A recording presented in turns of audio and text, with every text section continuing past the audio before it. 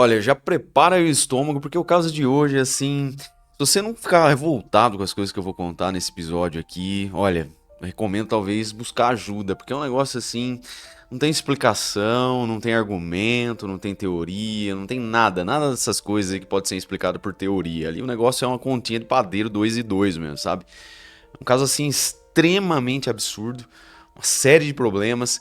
Inclusive quando a gente prepara episódios aqui, né, que muitas vezes envolvem pequenos. Inclusive vou fazer aqui umas substituições, porque é provável que esse vídeo aqui também vai ser bloqueado, restrito, não monetizado pela plataforma, porque envolve um assunto que eles consideram ser de extrema sensibilidade. De fato é, mas a gente tem a função, claro, de alertar, de prevenir, né, de colocar as pessoas que estão passando por situações parecidas em estado de alerta, né, para que, ó, opa, já vi isso, né? Porque muitas vezes as pessoas que assistem crimes reais, vocês ficam mais atentos, né? Vocês vão perceber e conforme a história for movimentando, você fala, cara, mas isso não aconteceria se a pessoa tivesse conhecimento de true crime, não sei o que, não sei o que. Inclusive de todos os lados, tá? É assim, mas, cara, enfim.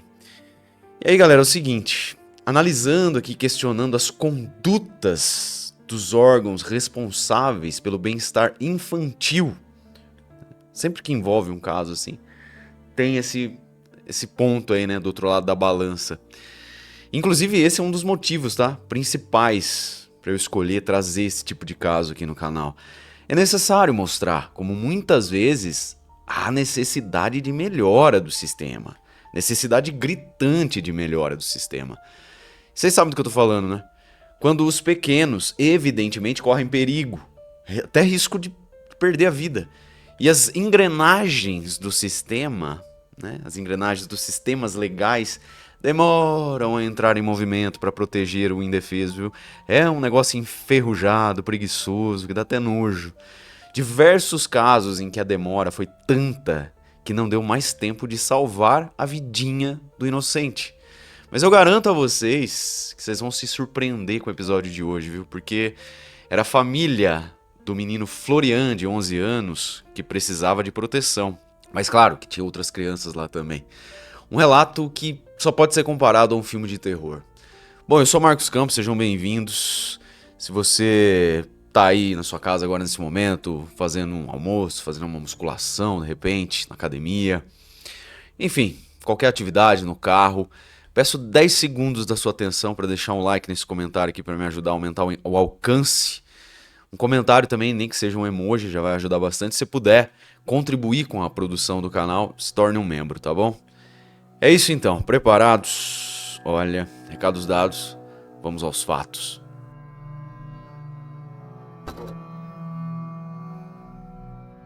O casal Marie-Christine e Alain Marmignon vive no norte da França. Lá, inclusive, onde aconteceu em 2018 um caso irreparável, uma tragédia assim sem precedentes que se abateu sobre a vida deles.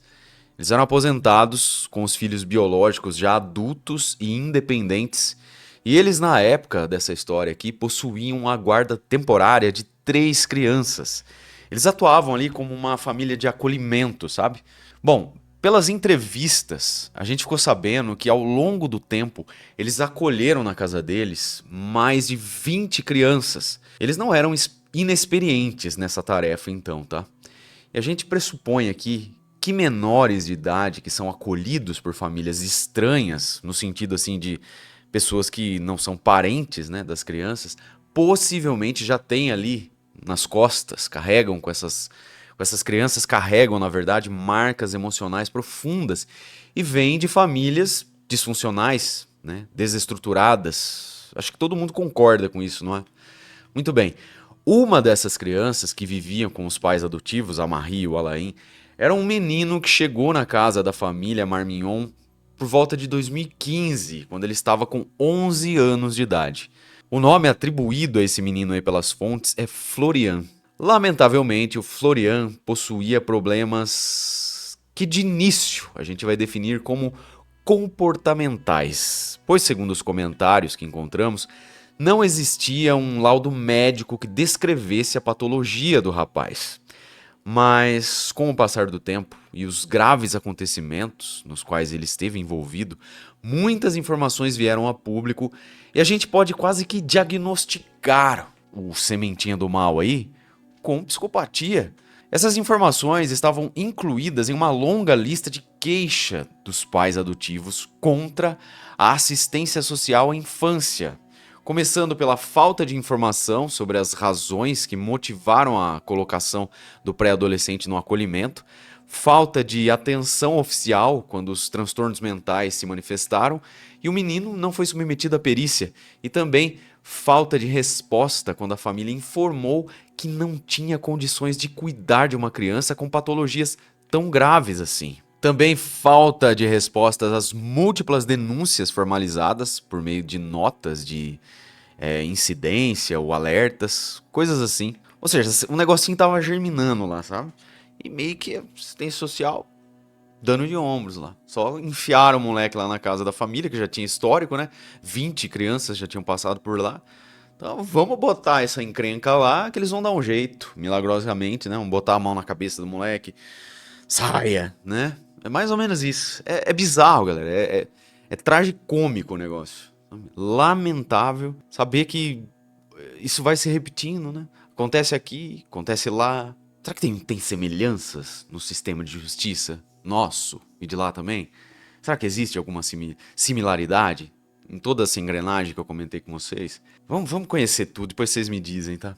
O comportamento do moleque aí, durante os 3 anos que ele esteve sob os cuidados da família Marmignon, na verdade, desde os primeiros dias, envolveu situações de violência contra outros pequenos que lá estavam. Esses comportamentos aí eram de cunho íntimo, totalmente fora da normalidade, e isso tudo foi descrito pelos pais adotivos, tá?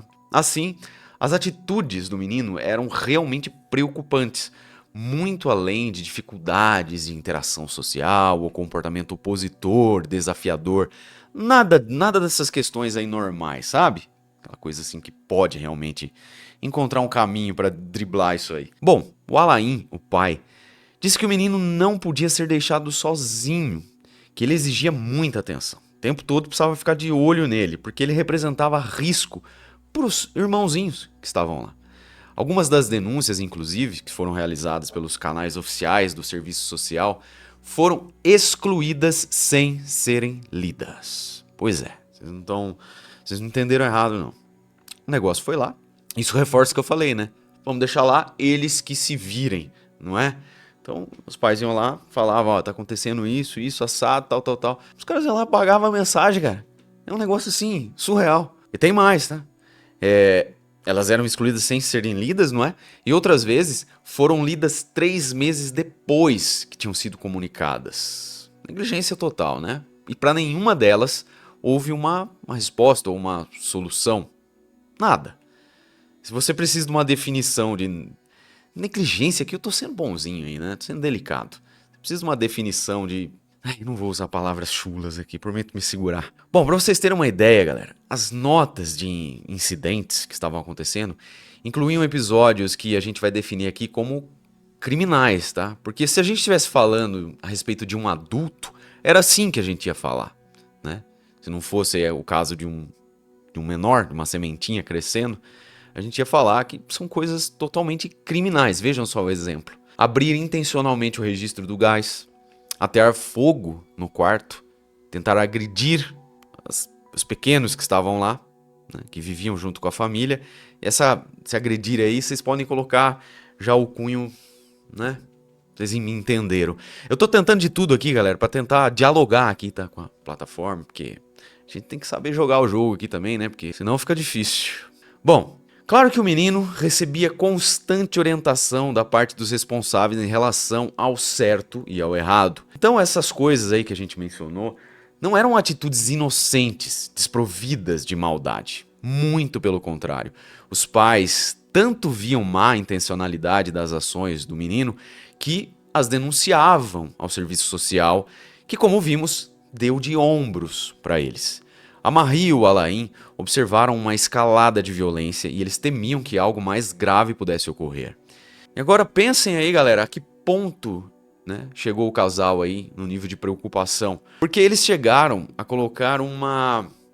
Sabe aquele negocinho de alarme que o pessoal põe na porta, assim, de estabelecimento pra fazer barulho quando a pessoa passa? Pois é, eles colocaram isso aí na porta do quarto do menino, pra eles saberem quando ele tava levantando à noite. Não podia ficar sozinho. Olha o estado de alerta desses pais adotivos aí. Bom, o casal Marmignon morava perto da casa das suas filhas casadas, tá?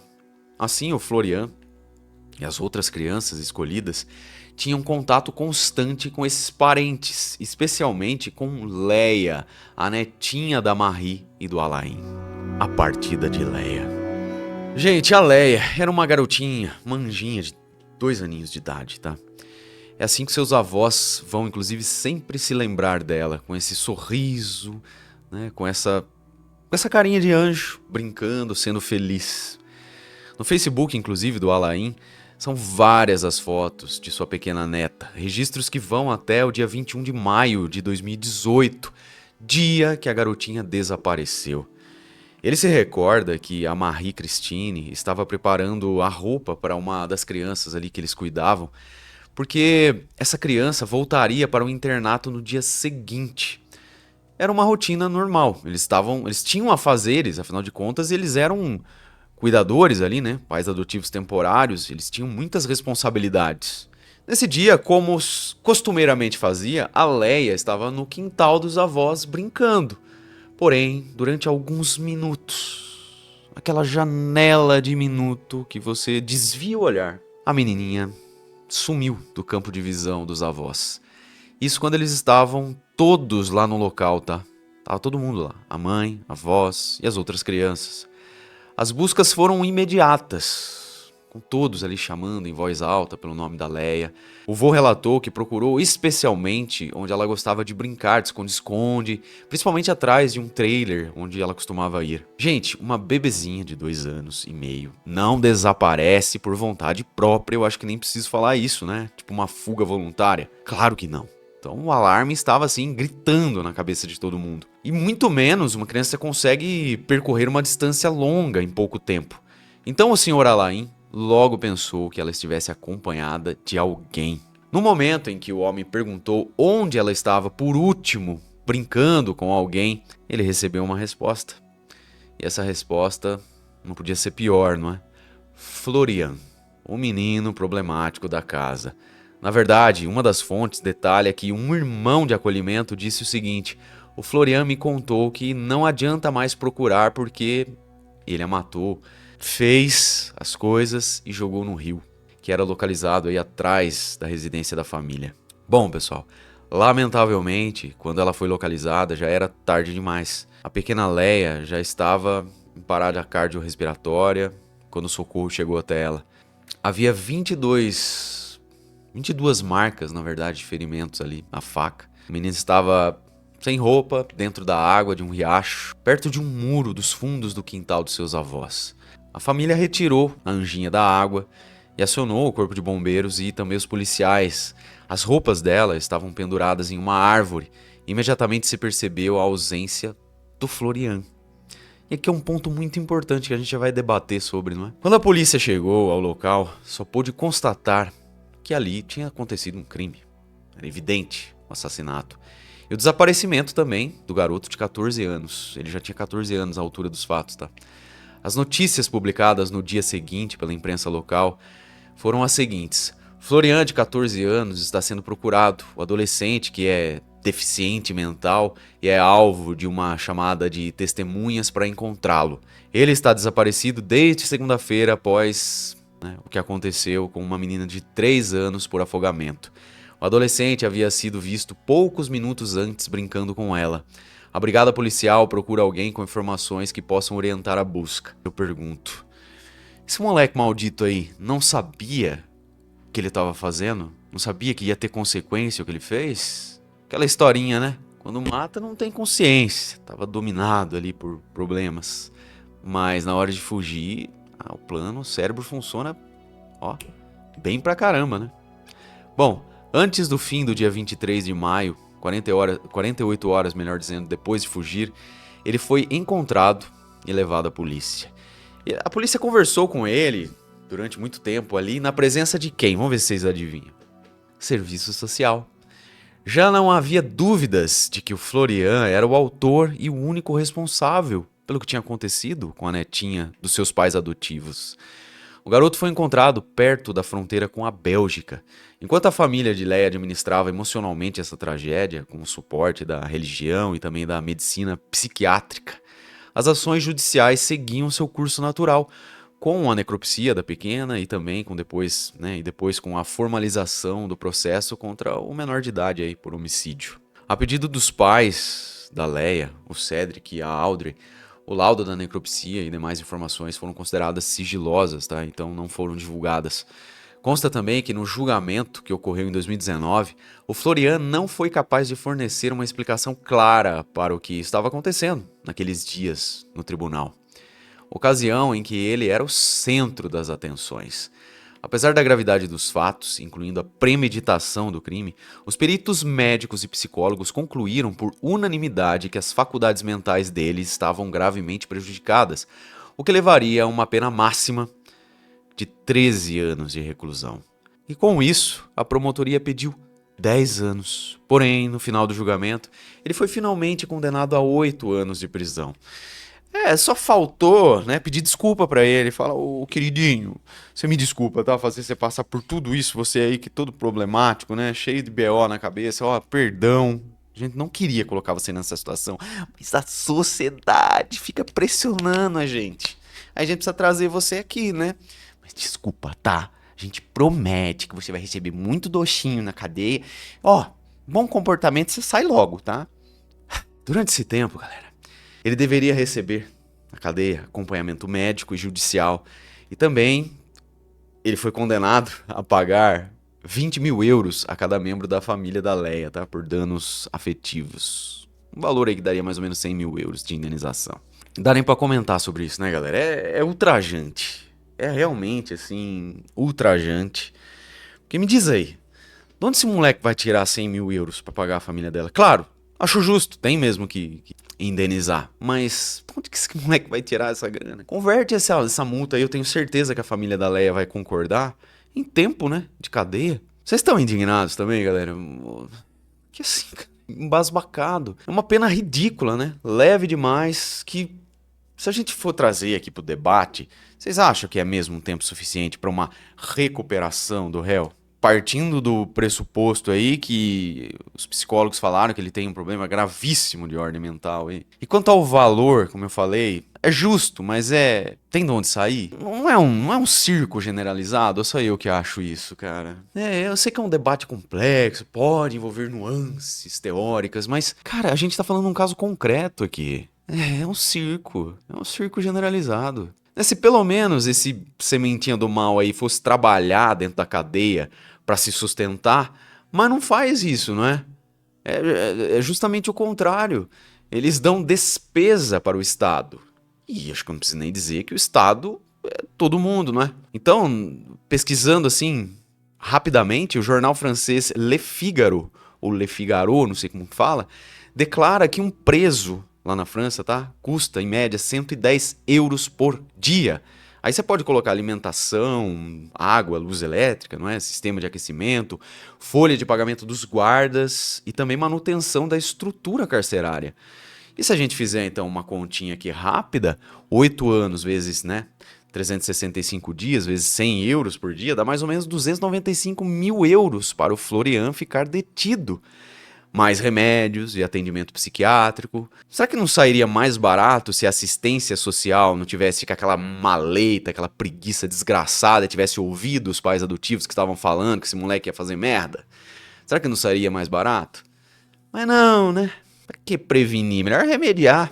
Mas agora não, agora que teve o julgamento, agora vamos prestar atenção no moleque aí, né? Preocupação, tá?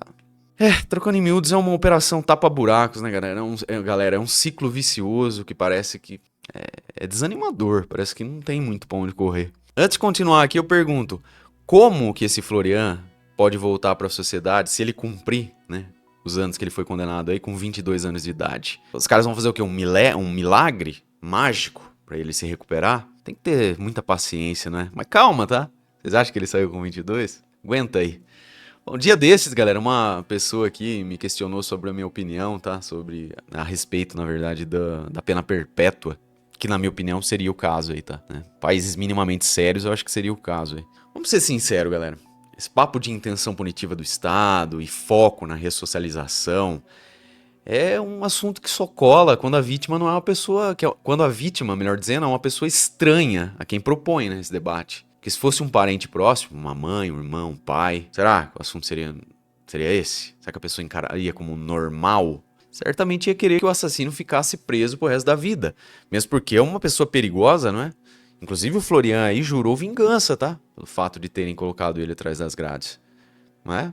Eu, assim, eu deixo aqui, sabe, meus sentimentos e fico indignado pelos pais da Leia. Enfim, galera, o assunto é complexo pra caramba, sei que tem muita coisa pra ser debatida, mas às vezes também é só uma continha de 2 e 2, não é? Investigou, provou, diante do apresentado aqui, pra mim a melhor intenção punitiva do Estado, melhor intenção de restaurar e o que precisa ser restaurado na cabeça do cara é prisão perpétua, cara.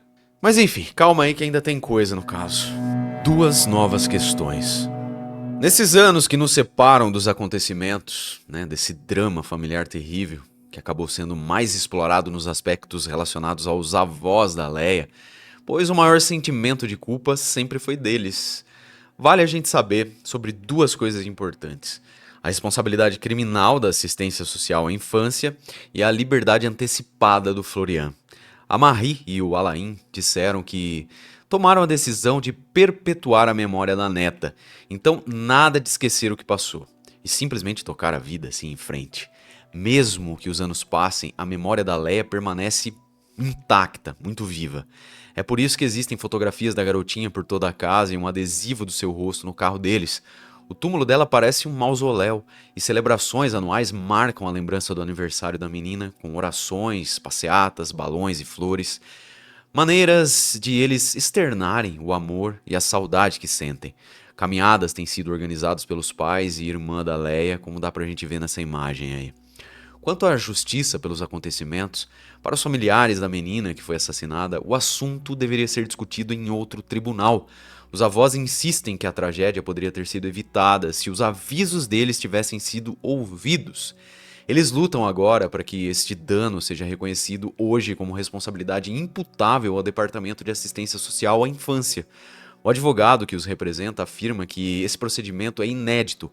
Ainda não existe jurisprudência ligada ao pedido de responsabilidade pelo cuidado de crianças. É que deixa evidente pra gente, né, que existe ali sim como eu vou dizer, um corporativismo, talvez, não sei se esse é o termo adequado, mas uma coisa, um sistema que funciona para ele próprio, não é? Quem que vai colocar o dele na reta? Vocês concordam, né? Os serviços públicos ali que deveriam atender e abranger de forma mais profunda essas tragédias que acontecem, haja visto que a gente está falando de seres humanos, não é? Não tem nem jurisprudência para responsabilizar. Nem lei, nem jurisprudência. Bizarro, né? A Marie e o Alain declararam em muitas entrevistas aos meios de comunicação que eles não buscam vingança nem dinheiro. Se tivesse havido um início de reconhecimento por parte do Departamento de Assistência Social à Infância, ao menos um pedido formal de desculpas pelo que aconteceu, talvez nunca teríamos iniciado esse processo. Mas não houve. Então, os Marmignons lutam por uma questão de honra. Eles precisam ser reconhecidos como vítimas. Esse é um passo essencial antes do trabalho de luto. Outro aspecto muito importante e doloroso é que o assassino da Leia saiu da detenção no final do ano passado, galera, 2024. Pois é, 6 anos e 4 meses após o que ele fez. Florian, atualmente com 20 anos de idade, foi beneficiado com liberdade condicional por bom comportamento, é claro.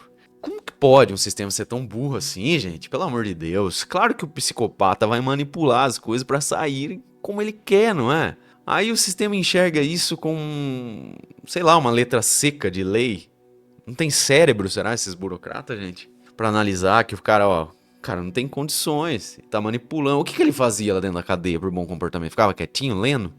O Pequeno Príncipe? O que esse cara tava fazendo lá pra sair por bom comportamento, caramba? Pô, será que eles não se colocam no lugar da família? Se coloca no lugar das pessoas que não vão poder, da própria vítima, cara. 3 aninhos. Ela teria 9 agora. A família da pequena vítima, de Florian, se diz devastada e teme pela própria segurança, pois não se esqueceram de que o adolescente, hoje um jovem adulto, jurou vingança. Pois é, tinha comentado isso com vocês, né? Galera, assim, não é questão de pessimismo, tá? Mesmo porque a gente já viu muitas histórias de jovens criminosos e suas reincidências.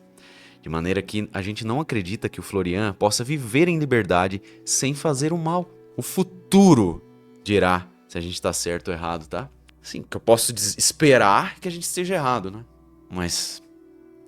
E pra finalizar, o garoto aos 14 anos de idade, taxado de deficiente, etc e tal, só pra reforçar, parecia benção pra planejar e realizar o mal, né? E até pra realizar a fuga após o crime. Ou seja, ele sabia que o que ele tinha feito era errado e que ele seria responsabilizado por isso. A minha pergunta para finalizar é: ele foi responsabilizado pelo que ele fez? Agradeço imensamente a sua companhia, um beijo do Ruivo e até o próximo episódio.